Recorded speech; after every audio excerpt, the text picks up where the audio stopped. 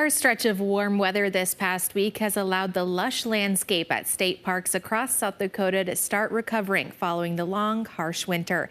That includes Good Earth State Park at Blood Run, southeast of Sioux Falls. Perry Groten looks for signs of spring at the park in tonight's Eye on KELOLAND. John Lockwood of Sioux Falls escapes the routine of life in the city by taking soothing strolls through Good Earth State Park. I can pretend like the rest of the world doesn't exist, and so I'm ready to go back to it when it actually happens. Lockwood says he's surprised that the park has weathered the winter as well as it has. The river's up, the water table is high, and I was expecting it to be a little bit muddy. And there's a couple spots, but not just a whole lot. Good Earth has had minor flooding along the Big Sioux River that straddles the park, impacting some of the hiking trails in the low-lying areas. I'd say about 60% of our trails are dry and accessible right now, and the rest are kind of muddy, and there might be a little bit of water in places. Elsewhere, the prairie grasses are still matted down by the thick snow that covered the park. We were already starting to see that green up, and it's gonna, it'll be just fine. Prairie grass is pretty resilient.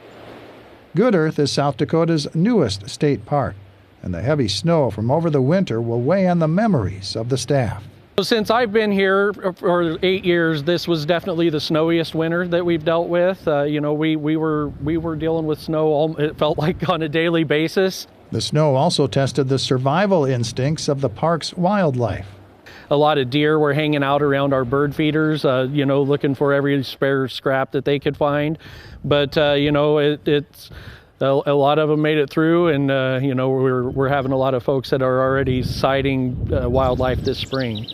Bird watching gets into much sharper focus as winter gives way to spring. We're always looking to be the first ones to see like turkey vultures every year, or the first ones to see red-winged blackbirds, and then watching for some of the spring wildflowers that some of the parks just close by are starting to see some of those. So I'm thinking in the next week or so, we'll start seeing some of the spring wildflowers blooming out here too. The worst of the winter storms kept people from visiting the park because they were hunkered down at home.